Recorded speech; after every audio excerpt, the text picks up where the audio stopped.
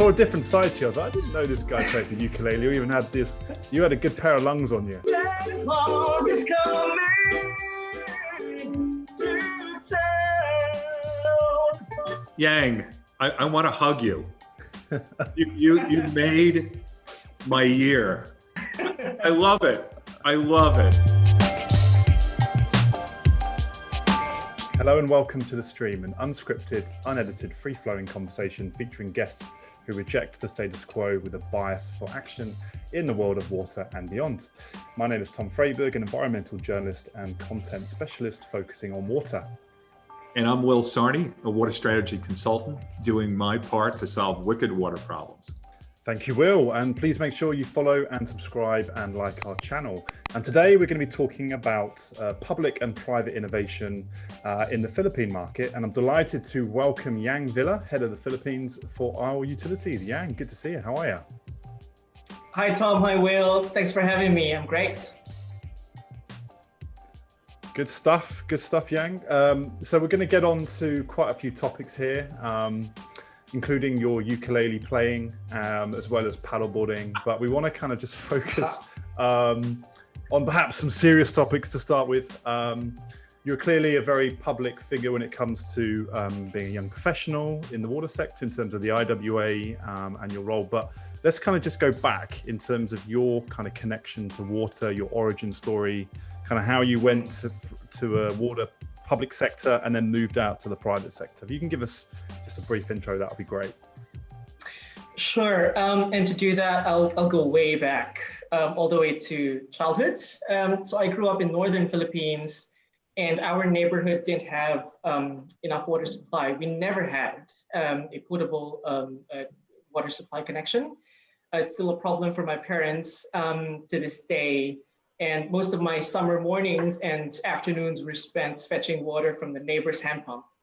And so when I moved to Manila when I was 16, it was quite a delight for me to be experiencing 24/7 water service. And then straight out of the university, that's when I joined Maynilad, which is a private utility, but it was privatized in 1997. And there I learned about the rich history of the transition from water supply from public sector to private sector or public-private partnership. And thereafter, I've had the chance to travel around the Philippines to develop more of these water projects. And the more that I traveled outside, the more outside of Metro Manila, the more I saw the kind of situation that I grew up in, but in worse scenarios. And to be honest with you, Tom, there was almost a bias in me that said certain people just have to fend off for themselves because you cannot reach them because they're too far off from the centralized water supply. Because that's how I grew up. I grew up being too far from the centralized pipe supply.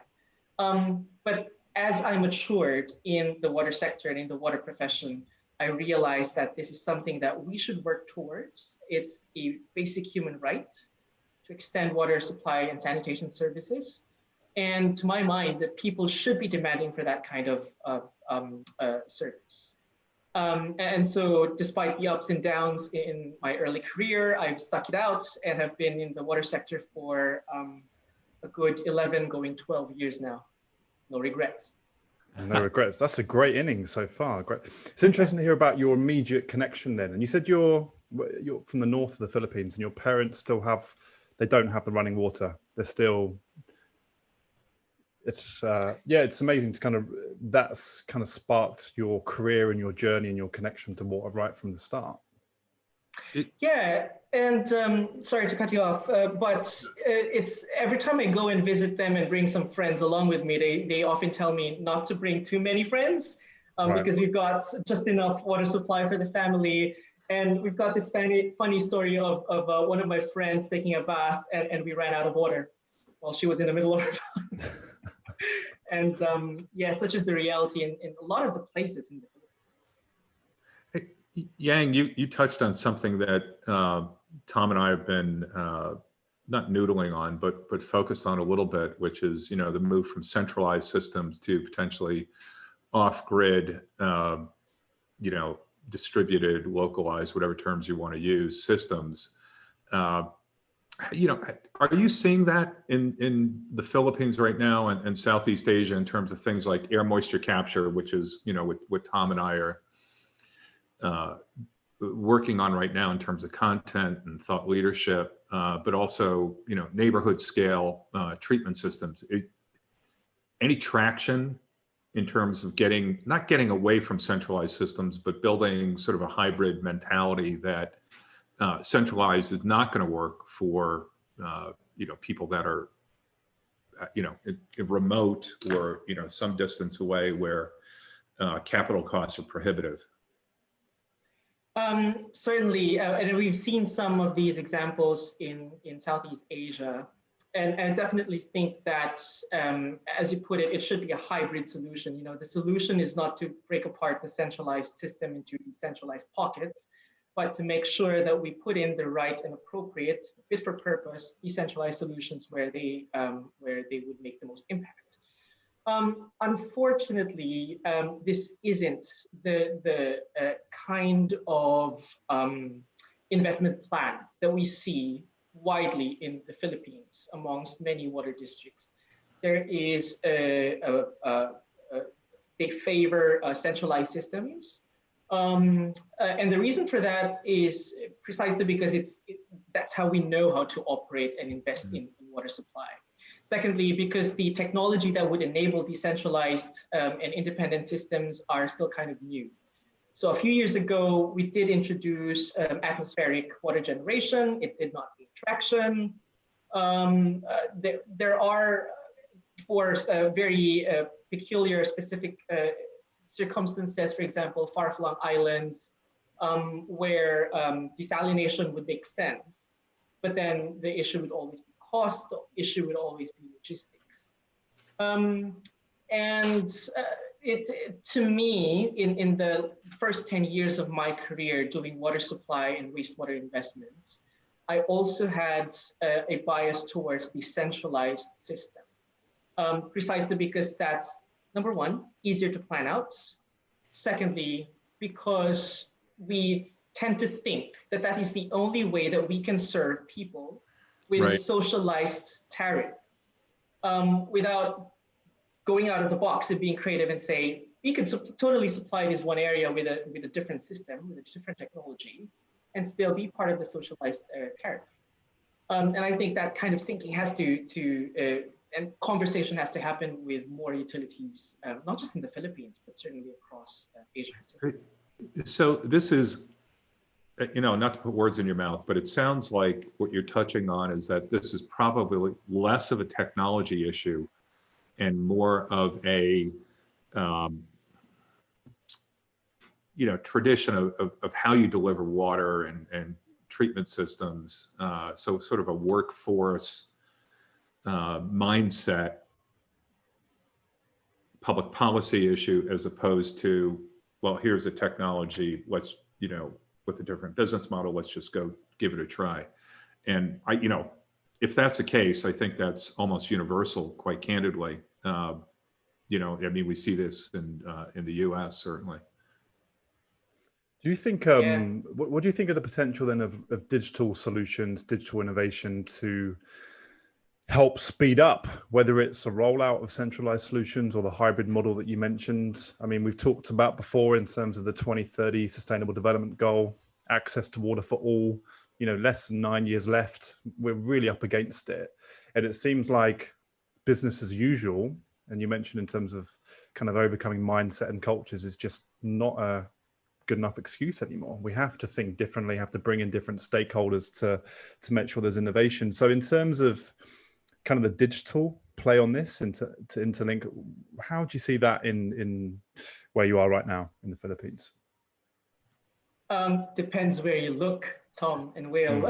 If you're looking at Metro Manila, there's no shortage of digital solutions, and the two water concessionaires in Metro Manila are very well advanced in the digital transformation journey. Sure. a far cry from where they were in the mid-90s when they first entered into these contracts. But elsewhere you look outside of Metro Manila, you'll see bits and pieces of digital solutions. I remain very optimistic because there are interested, we call them water districts, there are interested water districts, for example, in advanced smart pressure management, for example, or water quality monitoring. So the trick in getting digital get off the ground in more places in the Philippines is really to understand where best it could add value and what impact it could make, both in the immediate, but also in the long term. And whenever somebody mentions the 2030 goals, I get the jitters.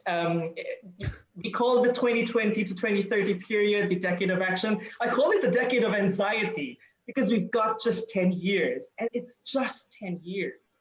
Recent UNESCAP estimates show that we are far behind the targets that we should have had as of last year. And then COVID hits. And then, not to depress even more, but there's this recent study that by the Center for Global Development that showed that the growth trajectories of emerging economies post-COVID will not suffice to cover for the poverty and inequality goals of the SDGs. And that has tremendous implications on the way that we're going to allocate our budgets. We're going to pay attention to issues like water supply and sanitation access. And it just makes me, firstly, very scared, to be frank, but also very, it gives me conviction about the things that we do here.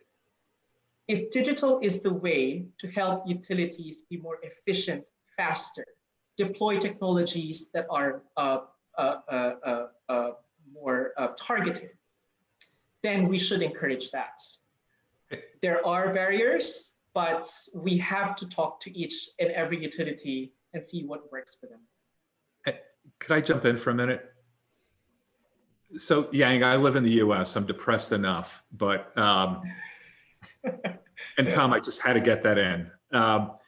But Yang, you really bring up, I think, the crux of the issue. It is, you know, we've been talking about these 2030 goals like, oh, you know, we'll nail it. It's like so far out there.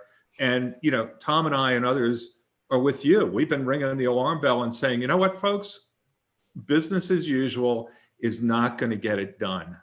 And what do we do now to accelerate so technology solutions, but also business models, workforce transformation, how people think about it? And you know, there's actually a good story coming out of, you know, the pandemic, which is, okay, water's been raised as a critical issue, more so than it has in the past, and we really do need to bring in innovative thinking to accelerate adoption of solutions. So it's sort of a, you know, a little bit of a rant point of view, but I really agree with you that, you know, enough is enough. Let's stop talking about 2030 like we're going to get it done. And let's start talking about what are you going to do on Monday, as they say, that's different to ensure that one more person, two more people have access to wash, and stop pretending. Like, I think the very fact that it's 2030 and now we're seeing more and more perhaps ambitions from multinationals using the 2030 timeframe as a kind of mark on the landscape. To me, that insinuates there's time, but it doesn't insinuate there's the urgency that we need to kind of get the solutions done. But you mentioned about the water quality side, Yang, and I remember seeing one of your, it was either on Twitter or LinkedIn, and you said, you know, you dream of the day when you can paddleboard across your local river where you have a viewpoint from your apartment, right? And when I started paddleboarding in the summer, so it kind of hit home that I can drive down to the local beach and just take it out and go out. So tell me more about that. I mean, where do you paddleboard then? And in terms of are you seeing this as a challenge that's being addressed and things are being done in terms of local pollution, especially from like industrial sources? Tell us more about that. Yeah, so I live in Pasig City within Metro Manila, right next to Pasig River, which I'm looking at right now. And I've got a very special relationship with this river, especially since I'm a water professional. And it changes day to day. I'm not even kidding when I'm saying that yesterday it was murky and dark, and today it's clear and really inviting, and you'll never know what you get in the following day.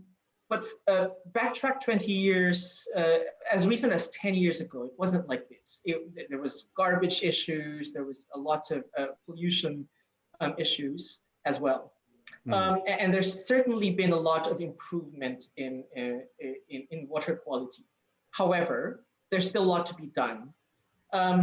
Pasig River connects two very important bodies of water in Metro Manila, Manila Bay and Laguna Lake.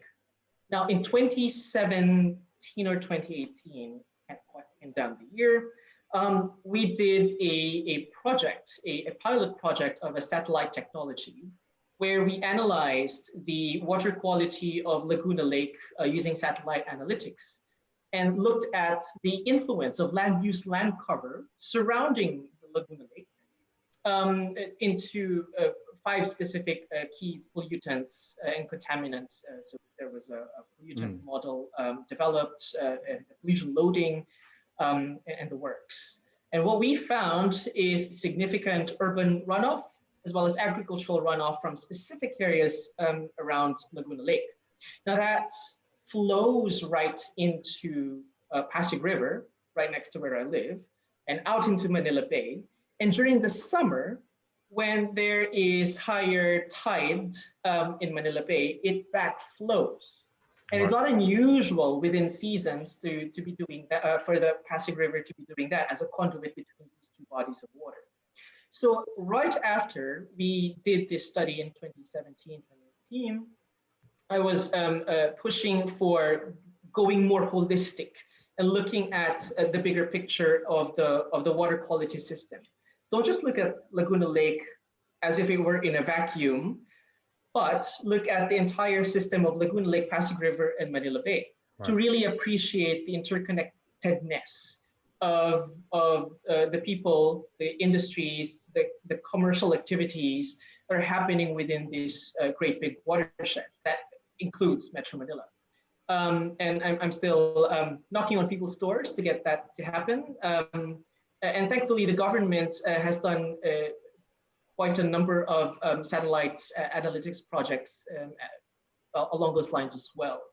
But what I would really like to see happen is this kind of open source water quality data that's useful for so many users, not just your water utilities, but also your academia, also your industries, as well as your urban planners, to see whether it's worth planning around rivers or settlements, and what can we do about it, not just today, but also in the future. I really do envy cities that have this kind of holistic thinking, and I fear that Metro Manila is not just there yet when it comes to that. Well, I think it's not just Metro Manila. There's cities around the world that are still lacking that thinking, perhaps between the agricultural community, the town planners, utilities, the waste management companies. Because, like you say, the lake is perhaps the pain point.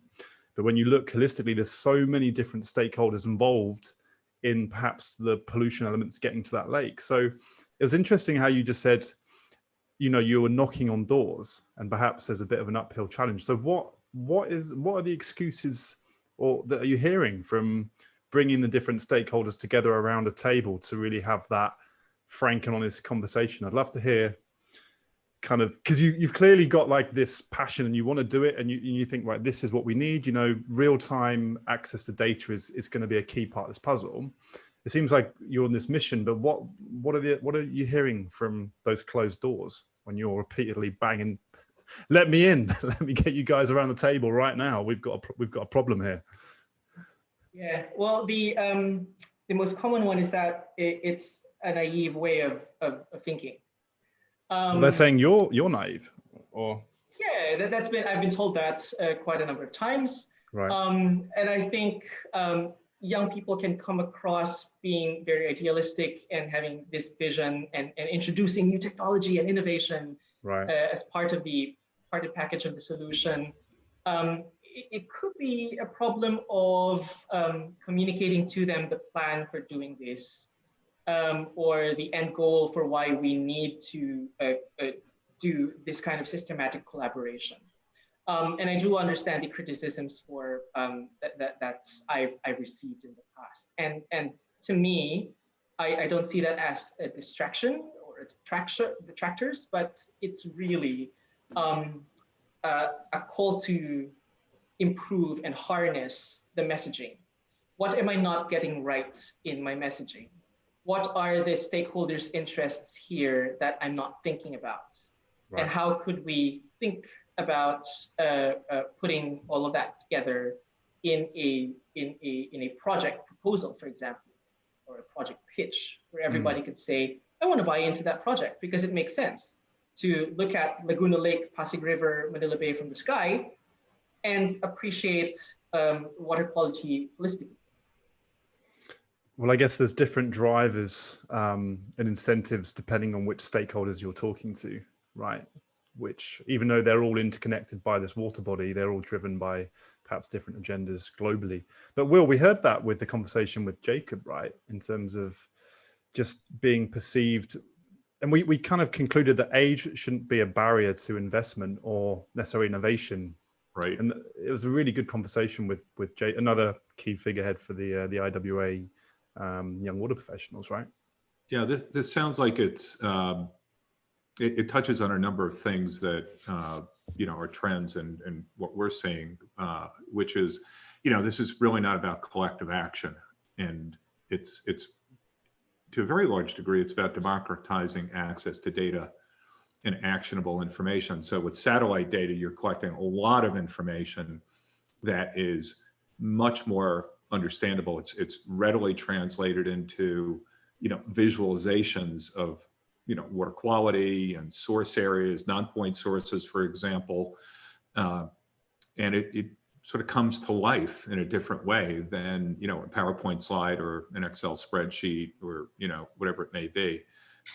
There's a lot of power in that. Clearly, I love to hear that you're using satellite data acquisition and analytics. I think that's probably one of the most powerful tools in the digital toolbox right now. Yeah, I think so too. I think it's just me being impatient to get the projects off the ground as quickly as possible. But what I keep telling myself is that I've got time. I can bide my time. And while I'm doing that, I'm going to make sure that the messaging is right and the partners I call on the right partners. It's a reflection I've had as, I suppose, as a young leader as well in the water sector, especially in the Philippines, that it's not enough for us to be knocking on people's doors with passion. That's par for the course. Right. I think every single, it's par for the course, and everybody's expected to be passionate when you're in the water sector. But what you really need to develop is the messaging. You really need to develop the collaboration, and really need to develop the systemic thinking so that we could get more people on board our vision. So Yang, as well as banging on those doors and trying to create that change, you also, on the topic of young water professionals, you set up the chapter for the Philippines, right? So tell us about the kind of the experience and what you brought into that, and in terms of thinking beyond just water as a utility issue. It'd be interesting to hear your perspective and how you kind of built that from the ground up. Yeah, so that's been quite a journey for us. We started in 2016, a group of friends and myself, 6 of us. And to be honest with you, it was born out of dreams. It was born out of ambition and vision, but it was also born out of anger and frustration. We had a very honest conversations. We had very honest sharing of the things that we felt were not going right in the Philippine water sector. And as soon as we did that, we quickly turned around and said, yeah, these are the things that are wrong today. And how do we see ourselves in the future? That's how we developed the vision. There's a very clear demarcation between what we don't want to be or what we don't want to go back into. We don't want to go back into a siloed water sector. We don't want to go back into being inflexible. And we certainly don't want to ignore innovation as we go along. And so this group of friends, we set up the Philippine Young Water Professionals, or PYWP. We fondly call it PIPE for short, as a pun. Nice. Yes. And PIPE has been a very important part of not just mine, but our leadership journey as young water professionals here. Because what's the way that we wanted PIPE to be, so that it is not siloed, it is not inflexible, so that it is systemic in its thinking, is to look beyond the water utility issues and really consider water as not just a water utility concern, but as a system of systems. Water is part of the biological system, of the ecology, of the industrial system. And looking at water this way just opens up your appreciation for how your action impacts another person. So we've got members who are, for example, not working exclusively on water. So I wouldn't call them water professionals strictly, but they're solid waste professionals. They would be in the area of biodiversity and ecology. Our current chairman is in the food sector. And we've got people from hydropower, for example. And this kind of coming together of traditionally disparate disciplines in young people, very, very passionate young people, coming together, appreciating water with this lens, of a systemic lens, is just, for me, groundbreaking. Yeah. Because it makes us understand the problems beyond the traditional borders of what we call the water sector. So Yang, I love how you're thinking about this, that it's not the water sector, it is our relationship with water, which suddenly opens up everybody to really thinking about the value of water and how do we do better and how do we do it faster and how do we get rid of inequities, in terms of wash and so on. So relationship with water, not the water sector, not water professionals, every one of us. Love it. Exactly. Just going to add, I love how you've gone with PIPE, Philippine Young Water Professional. And I was just doodling down and thought, well, if you take the water out, you've got PIP, but obviously it doesn't relate to water as much. Just Philippine Young Professional, not Young Water Professionals. But no, totally agree with Will. I think the fact that you're approaching this looking at multiple different industries, which water's a part of, but it's not just a group of guys from a single utility. So you're building it definitely right from the start. So we've got a couple of minutes, Yang, just until that sort of magic 30-minute mark. Quickly run us through that you're doing some work for the Asian Development Bank, right? In terms of your, I guess not your day job, but your role at our utilities in terms of collaborating around a COVID-19 response, in terms of action, in terms of moving beyond the current challenges to what the future looks like. So give us a quick kind of summary of what that involves and some of what you're hearing from not just within the Philippines, but the area as a whole. Yeah, this is an exciting work that we are doing together with the Asian Development Bank to understand the impacts, responses, impacts, and future recovery of the water sector with respect to the COVID-19 pandemic, and zooming in really on Asia Pacific developing country perspectives. And what we're seeing, as with the rest of the world, in terms of financial revenue impacts, we've got operational impacts as well.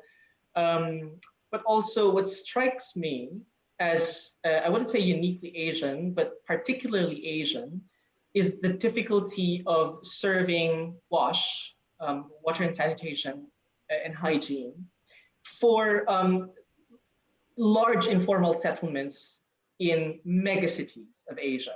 You see this in Mumbai, in Jakarta, in Metro Manila, and elsewhere. And if cities are the engine for economic development, then how are we to treat our informal settlements?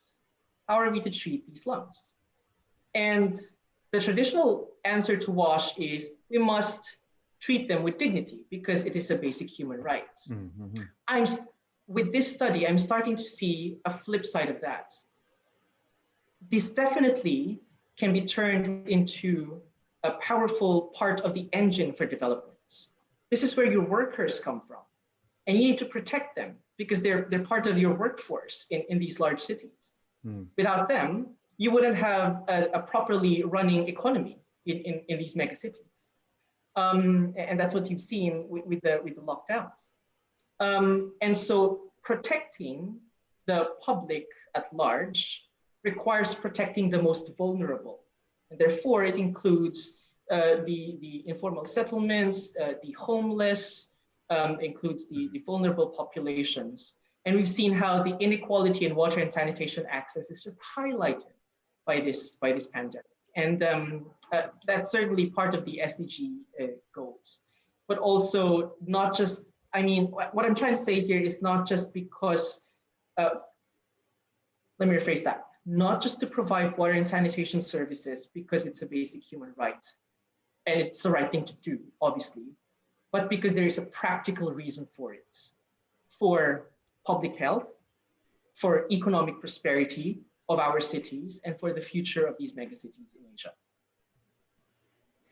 Well said. I mean, I think it comes down to resilience, not just of the infrastructure, but of the society, of the communities, right? Like you said, these communities are the workforce and the engine of the city. So if the communities get ill, then it has a direct impact on the economy. So yeah, I mean, there's a longer kind of conversation on this, but Yang, we're at the kind of 30-minute mark. We haven't had a chance or perhaps time to hear you on the ukulele, which I did see this fantastic solo. I can't remember which social media platform it was on, but you were properly going through it. Was it a water song you wrote? There was something I saw. And I was like, I saw a different side to you. I was like, I didn't know this guy played the ukulele. You even had this, you had a good pair of lungs on you. I'll tell you that. You're belting out this tune. We, at the start of the pandemic, so a group of friends from all over the world, water sector friends from all over the world, and I launched what we call the Flow Jam. It's a global virtual concert of young water professionals. And we just got together every week to remind each other that we're here, that we should be hopeful, and that we should look forward to the future and continue despite the difficulties and challenges of today. But yeah, I'd love to bust out a tune because I'm always ready. Do it. Why not? Wow. We're gonna extend over that. Let me see this. So this is the ukulele, right? If you can yes. lift it up into the camera. So yeah, give us this. This is a first for the stream, right? And this was generally unplanned. I was going to mention it. I didn't know you were going to bring it out and give us a number. So over to you. I love it. Go for it. You hear that well? Yes, we can hear it. Yeah. Very good. Now this is just going to be a quick one because it's close to Christmas. So this one's for all you guys. You better watch out. You better not cry. You better not pout and tell you why. Santa Claus is coming to town. Santa Claus is coming to town. Santa Claus is coming. Santa Claus is coming. Yeah, Santa Claus is coming to town.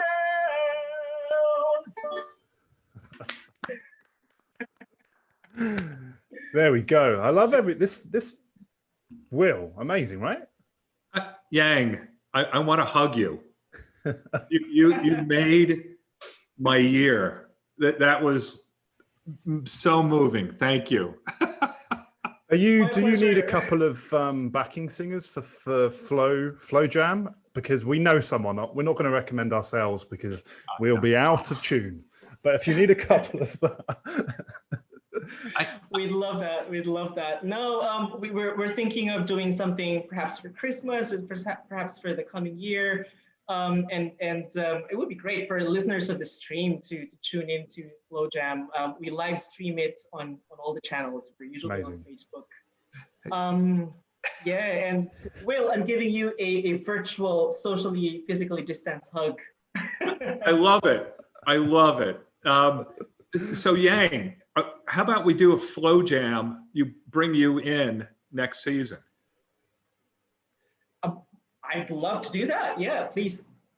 All right. we just do a 30-minute concert. Just Yang, like the greatest hits of Yang. You know, we can. This would be like the context and intro, and then season 2 will bring you back in. Just, you know, maybe not the Santa song come next spring, but any songs you've written would be amazing. Yeah, and do let us know about the dates for the Flow Jam. Happy to, you know, publicize across different networks and bring in as many people as we can. I think it'd be amazing. Wonderful. Thank you, Tom. Thank you. Cool. Well, thanks for joining us. It's been great fun. And yeah, everyone keep tuned for kind of further updates on Yang and the work in the Philippines and Flow Jam and everything else we spoke about. Will, final words from you? Oh, I'm looking forward to Christmas, first of all. But Yang, your comments are deeply moving, because you really fit in our thinking about being impatient, bias for action, and really want to accelerate impact and change. So thank you. Thank you for what you do. It's been a pleasure. And thank Thanks, you guys Yang. for having me. We appreciate it. Well, definitely you have the invite already for season 2 next year, so you're more than welcome to come back. Wonderful. All right. Be well. All right, guys. Thank you.